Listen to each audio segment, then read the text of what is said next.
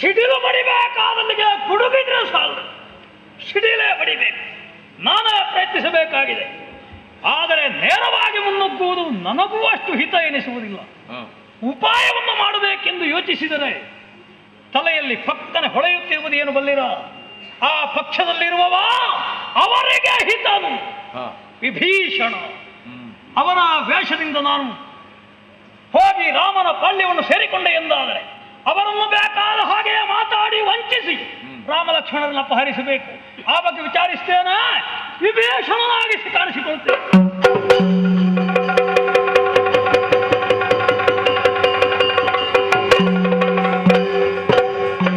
ಕಪಟದ ಗುರನ ನೋಡಿ ಮಾರುತಿ, ಕಪಟದ ಅಸುರನ ನೋಡಿ ಮಾರುತಿ,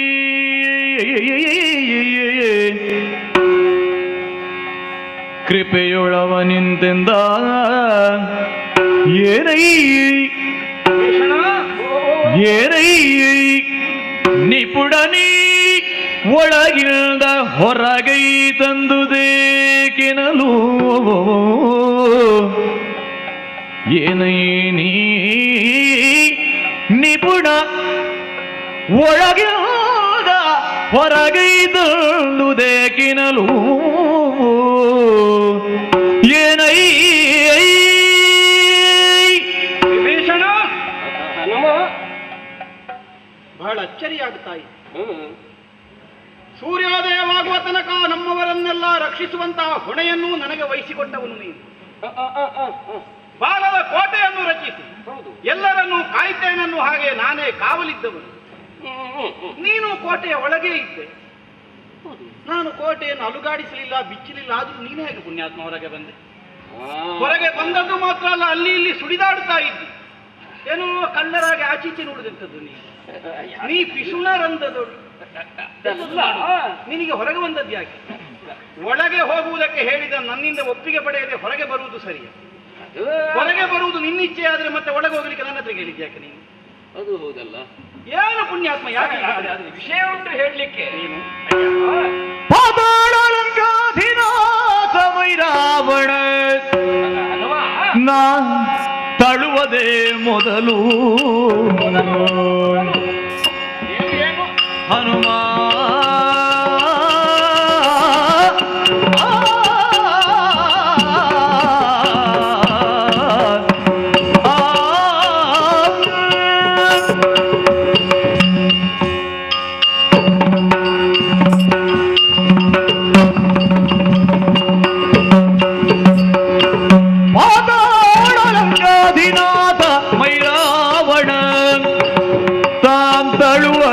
ಮೊದಲು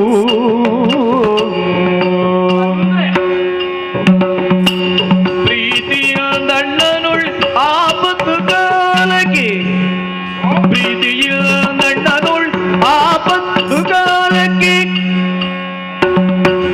ನೀರಿದ ಕೆಣ ಹನುಮ ಪಾತಾಳಲಂಕಧಿನಾಥ ರಾವಣ ತಾಂತಳುವುದೇ ಮೊದಲು ಕೇಳು.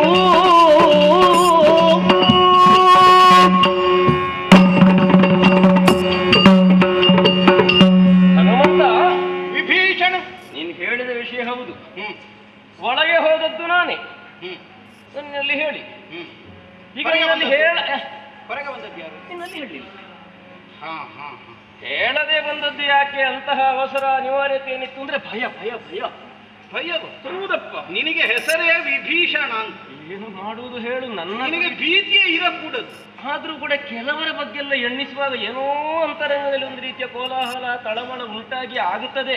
ಕೆಲವರ ಬಗ್ಗೆ ಅಂದ್ರೆ ನಮ್ಮ ಪಕ್ಷದಲ್ಲಿಯೋ ನಮ್ಮ ಪಕ್ಷದಲ್ಲಿ ಅಲ್ಲ, ನಮ್ಮವರೆಲ್ಲ ನಿರ್ಭೀತರೇ. ಅವನಿದ್ದಾನಲ್ಲ, ಯಾರು? ಪಾತಾಳ ಲಂಕೆಯ ವಾಸಿ. ಹೌದು, ಭೈರವಣ. ಅದು ನೀನು ಆಗ್ಲೇ ಹೇಳಿದ್ದು. ಅದು ನಾನೇ ಹೇಳಿದ್ದು. ಅದು ನಾನೇ ಹೇಳಿದ್ದು. ಅವ ಬಂದಿದ್ದಾನೆ. ಹೌದು, ಆಗ ಹೇಳಿ ಆಗಿದೆ ಅದನ್ನು. ನಮ್ಮ ಅಣ್ಣನಿಗೆ ಒಂದು ಮಾತು ಕೊಟ್ಟಿದ್ದಾನೆ. ಅಂತವನು ಈಗ ಮಾತು ಕೊಟ್ಟ ಅಂತಾದ್ರೆ ಮಾತು ಪೂರೈಸುವುದಕ್ಕೆ ಏನು ಮಾಡಿಯಾನೋ ಏನು ಮೋಡಿಯನ್ನು ಮಾಡಿಯಾನೋ. ಏನು ಮಾಡ್ತಾನೆ ನೋಡ್ತೇನೆ ನಾನೀಗ. ಯಾವ ರೂಪವನ್ನು ತಾಳಿಯಾನು, ಯಾವ ಮೋಸವನ್ನು ಮಾಡಿಯಾನವ. ಯಾಕೆ ಹರಿಹರ ಬ್ರಹ್ಮರಿಗಾದ್ರೂ ಅವನ ಮೋಸವನ್ನು ಭೇದಿಸಲಿಕ್ಕೆ ಸಾಧ್ಯ ಇಲ್ಲ. ಅಂತವನು ಏನಾದ್ರೂ ಮಾಡಿ ಕೀಶಬಲವನ್ನು ಕೊಂದು ಮತ್ತೆ ಏನಾದ್ರೂ ಮಾಡಿಬಿಟ್ಟನೋ ಎನ್ನುವುದು ಏನೋ ಒಂದು ರೀತಿಯ ಭಯ ನನಗೆ. ಅವನಿಂದ ರಕ್ಷಿಸುವುದಕ್ಕಾಗಿ ಅಲ್ವೇ ನಾನು ಈ ಬೃಹದಾಕೃತಿಯನ್ನು ತಡೆದು ವಾಲದಿಂದ ಕೋಟೆಯನ್ನು ಕಟ್ಟಿ ನಮ್ಮವರನ್ನು ರಕ್ಷಿಸುತ್ತಿರು. ಈಗ ಅಲ್ಲೇ ಕೂತ್ರೆ ರಕ್ಷಣೆ ಆಗುತ್ತದೋ ಇಲ್ವೋ ಅಂತ ಮತ್ತೊಂದು ಅನುಮಾನ ಆಗ್ತದೆ ನನಗೆ.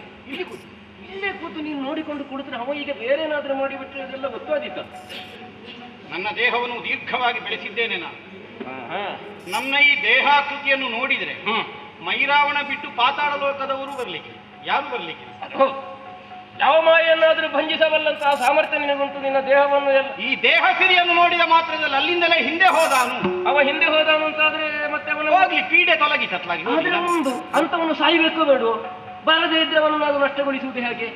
ಪುಣ್ಯಾತ್ಮ, ಅವ ಹೆದ್ರಿ ಹಿಂದೆ ಹೋಗುವವನು ನಾವೆಂತದ್ದು ಮಾಡಿದ್ರು ಅಲ್ಲ ಅಂದ್ರೆ ಅವನೋ ಒಂದು ನಷ್ಟ ಹೊಂದುತ್ತಾನಲ್ಲ ಈ ವಿಷಯದಲ್ಲಿ ಎನ್ನುವಂತಹ ಯೋಚನೆ. ಈಗ ಅವ ಬರ್ಲಿಕ್ಕೆ ಏನು ಮಾಡ್ಬೇಕು? ಅದಕ್ಕೆ ನೀನು ಇಲ್ಲಿ ಕೂತ್ಕೊಳ್ಳುದಲ್ಲ, ಮತ್ತೆ ಇಲ್ಲಿಂದ ಸ್ವಲ್ಪ ಸದಿಗೆ ಸರಿದು ಅಲ್ಲಿ ಕುಳಿತು. ಪುಣ್ಯಾತ್ಮ, ಅಲ್ಲಿ ಕುಳಿತುಕೊಳ್ಳುವ ಕೋಟೆ ಕಟ್ಟಲಿಕ್ಕೆ ಆಗ್ತದೆ. ಈಗ ಕೋಟೆ ಏನಾಗ್ಲಿಕ್ಕಿಲ್ಲಪ್ಪ, ಅದು ಹಾಗೆ ಇದ್ದಿತ್ತು. ಕೋಟೆ ಬಿಚ್ಚುವುದು, ಕೋಟೆಯನ್ನು ಬಿಚ್ಚುದು. ಕೋಟೆ ಬೇಡ, ಕೋಟೆ ಹಾಗೆ ಇದ್ರು ಅಲ್ಲಿ ಅದರಷ್ಟಕ್ಕೆ ಇರ್ಲಿ. ನೀನು ಬಿಚ್ಚಿ ಮೂಲೆಯಲ್ಲಿ ಹೋಗಿ ಕುಳಿತುಕೋ. ನಾನಿಲ್ಲಿ ರಕ್ಷಕನಾಗಿ ಉಳಿಯ ಕೂಡ ಇಲ್ಲಿ ಬೇಡ. ಅಲ್ಲಿ ದೂರದಲ್ಲಿದ್ರೆ ಮತ್ತೆ ಮಾಯಾವಿ ಬಂದ್ರೆ ನಿನಗೆ ಗೊತ್ತಾಗುವುದಿಲ್ವೋ? ಅಲ್ಲ, ನನಗೆ ಒಂದು ವೇಳೆ ಗೊತ್ತಾಗದಿದ್ರೆ ನಾನಿದ್ದೇನಲ್ಲ. ನಾನಿದ್ದೇನೆ, ಎಲ್ಲ ನಾನು ಮಾಡ್ತೇನೆ. ನೀನು ನನಗೆ ಸೂಚನೆ ಮತ್ತೆ ದೂರದಲ್ಲಿ ಇದ್ದ ಹೀಗೆ ನಮ್ಮ ಕಣ್ಣು ಸಣ್ಣ ಮಾಡ್ತೇನೆ, ಬಂದ ಬಂದ ಬಂದ ಅಂತ. ಅಷ್ಟಾಗುವಾಗವನ್ನು ಕೊಲ್ಲಿಕ್ಕೆ ನಿನಗೆ ಸುಲಭ ಆಗ್ತದಲ್ಲ. ಹೇಗೆ ಸುಲಭದಾರಿ? ಇದು ಬಹಳ ಸುಲಭದಾರಿ. ನಾನು ಈ ಬೃಹದಾಕೃತಿಯನ್ನು ಹೊಂದಿ ಇಲ್ಲಿ ಕುಳಿತಿರ ಕೂಡದು ಸಾಮಾನ್ಯ ಅಣುವಿನ ಆಕೃತಿಯನ್ನು ಹೊಂದಿ ಅಲ್ಲಿ ಮರದ ರೆಂಬೆಯಲ್ಲಿ ಕುಳಿತುಕೊಂಡೆ ಎಂದಾದ್ರೆ ಅರ್ಥ ಮೈರಾವಣನಿಗೆ ನಾನಿರುವುದು ಗೊತ್ತಾಗುತ್ತೆ. ಅದು ಗೊತ್ತಾಗುದಿಲ್ಲ. ಅವ ಬರ್ತಾನೆ, ಪಾಪಿ ಬರ್ತಾನೆ. ಬಂದಾಗ ನೀನು ಸೂಚನೆ ಕೊಡ್ತೀನಿ. ಆಗ ನಾನಿದ್ದೇನಲ್ಲ. ಸೂಚನೆ ಕೊಟ್ಟಾಗ ಅವನ ತಲೆ ಹೊಡಿಲಿಕ್ಕೆ. ಆದ್ರೆ ಒಂದು ಪ್ರಶ್ನೆ ಉಂಟು. ಇಂಥದ್ದು ಅಷ್ಟರ ತನಕ ರಾಮ ಲಕ್ಷ್ಮಣರ ಮಂಚಕ್ಕೆ ಹೊಣೆ ಯಾರು? ರಾಮ ಲಕ್ಷ್ಮಣರ ಮಂಚಕ್ಕೆ ಹೊಣೆ ವಿಭೀಷಣ. ಮತ್ತೆ ನೀನ್ ಯಾರು? ವಿಭೀಷಣ. ಮತ್ತೆ ನಾನು ಅಂತ ಹೇಳಿದ್ರೆ ಸಾಕಾಗುದಿಲ್ಲ. ರಾಮ ಲಕ್ಷ್ಮಣರ ಮಂಚಕ್ಕೆ ವಿಭೀಷಣ ಅಂತ ವಿಭೀಷಣ ಅಂತ ಧೈರ್ಯ ಇರಲಿ ನಿನಗೆ ಅಂತ ಮತ್ತೊಮ್ಮೆ ಹೇಳಿದ್ದು ನಾನು. ರಾಮ ಲಕ್ಷ್ಮಣರ ಮಂಚಕ್ಕೆ ವಿಭೀಷಣ, ರಾಮ ಲಕ್ಷ್ಮಣರ ಮಂಚಕ್ಕೆ ವಿಭೀಷಣ. ಆಗ ಕೋಟೆ ಕಟ್ಟಲಿಕ್ಕೆ ಹೇಳಿದ್ದು ಯಾರು? ಅದು ಅವನೇ. ಈಗ ಕೋಟೆ ಬಿಚ್ಚಲಿಕ್ಕೆ ಹೇಳುದು ಯಾರು? ಅದು ನಾನು. ಹೌದು, ಕೋಟೆ ಕಟ್ಟಲಿಕ್ಕೆ ಹೇಳಿದ್ದು ಅವನ, ಬಿಚ್ಚಲಿಕ್ಕೆ ಹೇಳುದು ನೀನು. ಅಲ್ಲ, ನಾನು ಅವನೇ. ಹೇಳುವಾಗ ನಿನ್ನ ಪಾತ್ರತ್ವ ಅದು ಹಾಗೆ ಆದ್ದರಿಂದ ಹೇಳುವಾಗ ಅವನು. ಈಗ ಬಿಟ್ಟಿಗೆ ಇವನು ನಾನು. ರಾಮ ಲಕ್ಷ್ಮಣರ ಮಂಚಕ್ಕೆ ಹೊಣೆ ನೀನು. ಹಾಗೆ ನಾನು ಅನುರೂಪವನ್ನು ಧರಿಸಿ ಓ ಮರದ ಮೇಲೆ ಆಯ್ತು ಆಯ್ತು ಆಯ್ತು.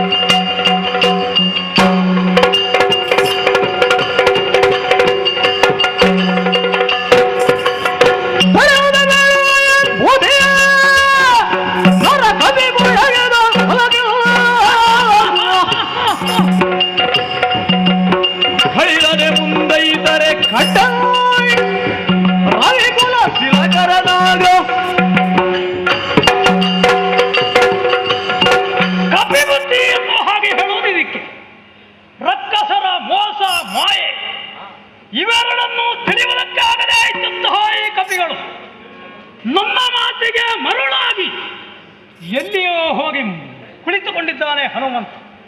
ಅವನ ಅಣುರೂಪ ಹಾಗೇ ಇರಲಿ. ರಾಮಲಕ್ಷ್ಮಣರನ್ನು ಹೊತ್ತೊಯ್ಯುವುದಕ್ಕೆ ಇದು ಒಳ್ಳೆಯ ಸಮಯ. ಆದರೆ ಈ ಕಪಿಗಳು ಇದ್ದರಿಂದ ಹೇಳಬಾರ್ದಲ್ಲ, ಅದಕ್ಕೆ ಏನು ಮಾಡೋಣ ಅಂತ ಆಲೋಚನೆ ಮಾಡಿದರೆ ಗ್ರಹಿಸಿದ ಕ್ಷಣ ಕೈಯಲ್ಲಿ ಪ್ರಶ್ನ ಬಂತು.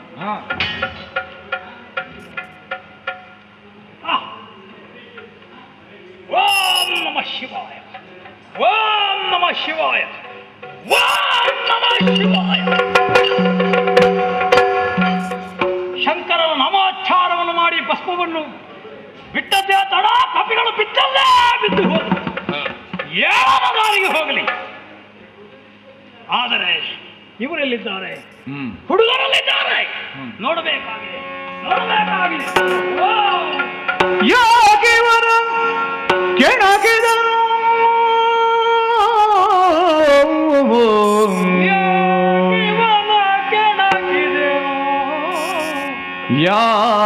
ಯಾಕಿವನ ಕೆಣಕಿದನು ಕಳವಿನೊಳಿಗೆ ತಂದನು ಕಾಮಿನಿಯನು ಕಳವಿನೊಳಗೆ ತಂದನು ಕಾಮಿನಿಯನು ಕಳವಿನೋಳ್ ಏಕೆ ತಂದನು ಕಾಮಿನಿಯನು ವಿವೇಕ ಶೂನ್ಯನಲಾದ ಶಾನನ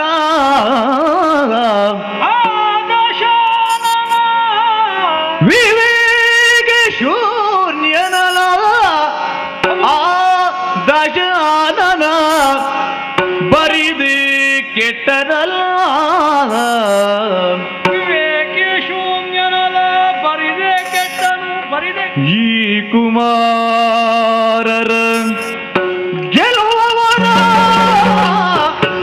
ಮೂಲೋಕದಲ್ಲಿ ನಾ ಕಾಣೆ ಗೆಲುವವರ ಮೂಲೋಕದಲ್ಲಿ ನಾ ಕಾಣೆ ಹರಗರ ಹರ ಹರ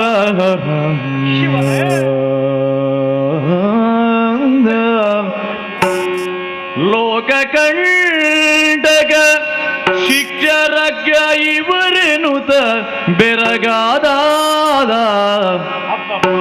ಲೋಕ ಕಂಟಕ ಶಿಕ್ಷ ರಕ್ಷ ಇವರೆನುತ ಬೆರಗಾದ ಆ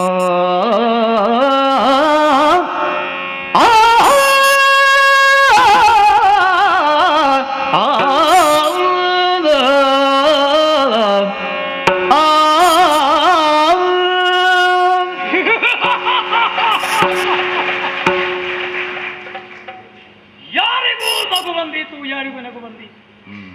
ನನಗಿರುವುದು ಒಂದು ತಲೆ, ಆದರೆ ರಾವಣ ಹಾಗಲ್ಲ, ಈನ 5 ತಲೆಗಳುಳ್ಳ. ನಾನು ಒಂದು ತಲೆಯಿಂದ ಆಲೋಚಿಸಬಹುದು, ಅವನು 10 ತಲೆಯಿಂದಲೂ ಆಲೋಚಿಸಬಲ್ಲವನು. ಆಲೋಚಿಸಿಯೂ ಈ ನಿರ್ಧಾರಕ್ಕೆ ಬಂದು ಬಿಟ್ಟನೆ. ವಿವೇಕ ಶೂನ್ಯನಲ್ಲ, ತಲೆಗಟ್ಟೆ ವ್ಯವಹಾರ ಮಾಡಿದ್ದಾನೆ. ಕಾಮಿನಿಯ ತಂದಲ್ಲಿಗೆ ಬೆಂಕಿಯನ್ನೇ ತನ್ನ ಸೆರಗಿನಲ್ಲಿ ಕಟ್ಟಿಕೊಟ್ಟಿದ್ದಾನೆ ಎನ್ನುವುದನ್ನು ತಿಳಿದುಕೊಂಡ ಹಾಗಾಯಿತಲ್ಲ. ಯಾರು ಇಂತಹ ಹೇಯ ಕೃತ್ಯವನ್ನು ಮಾಡಲಾರದು. ಅದರಲ್ಲಿಯೂ ಇವರು ಯಾರು ತಿಳಿದು ನೋಡಲು ಸಾಕ್ಷಾತ್ ಮಹಾವಿಷ್ಣು ಉರಗ ಎನ್ನುವುದನ್ನು ತಿಳಿದ ಮೇಲೆ ಯಾರಾದರೂ ಬೆರಗಾಗದೇ ಇರ್ತಾರೆ. ಯಾಕೆ ಬಂದರು ಭೂಲೋಕಕ್ಕೆ? ದುಷ್ಟರ ವಧೆ, ಶಿಷ್ಟರ ರಕ್ಷಣೆ. ಇಷ್ಟನ್ನು ಬಿಟ್ಟರೆ ಬೇರೊಂದಕ್ಕಾಗಿಲ್ಲ. ಭಕ್ತರನ್ನು ಕೊರೆಯುವಂತಹ ಉದ್ದೇಶದಿಂದ ಇವರು ಬಂದಿದ್ದಾರೆ ಎಂದ ಮೇಲೆ ಇವರನ್ನು ಗೆಲ್ಲುತ್ತೇನೆ ಎನ್ನುವ ಹಾಗೆ ನಾನು ಮುಂದುವರಿಯುತ್ತೇನೆ ಅಂತಾದರೆ ನಾನು ಮೂರ್ಖನಾಗಿ ಹೋಗುತ್ತೇನಲ್ಲ. ಅದನ್ನೆಲ್ಲ ನಾನು ಆಲೋಚಿಸುವುದಕ್ಕೆ ಇಲ್ಲ. ಬಂದಿರುವಂತಹ ಪಾಪ ಪುಣ್ಯಗಳೆರಡೂ ರಾವಣೇಶ್ವರನಿಗೆ ಇರಲಿ. ಏನು ನೋಡುವುದು, ಈ ಖಡ್ಗದಿಂದ ರಾಮಲಕ್ಷ್ಮಣನ ತಲೆಯನ್ನು ಓಯ್ ಓಯ್ ಓಯ್ ಓಯ್ ನಿದ್ರೆಯಲ್ಲಿರುವವರನ್ನು ಕೊಲ್ಬಾರದು ಮಾರ್ಯಾರ, ಮಹಾಪಾಪ. ನಿದ್ರೆ ಹೌದಾ?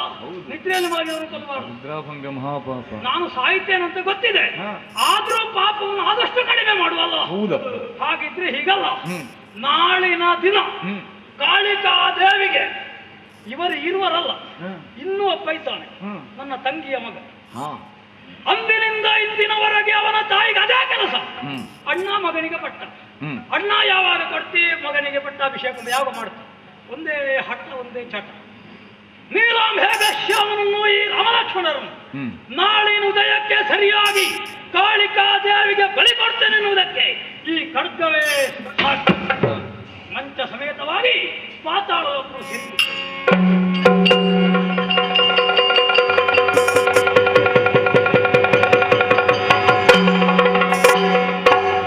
ಓಯ್ ಜಾಂಬವರೇ, ಎದ್ದೇಳಿ ಮರ್ಯಾರೆ, ಬೆಳಗ್ಗೆ ಆಯ್ತು.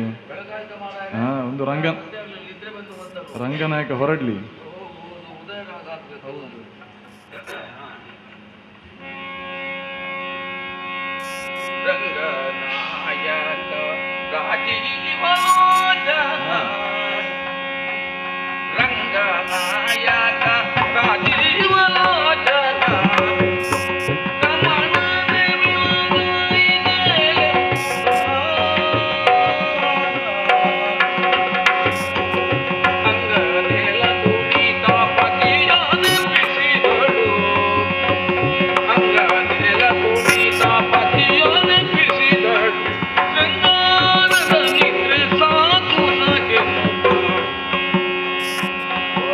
ಹೋಯ್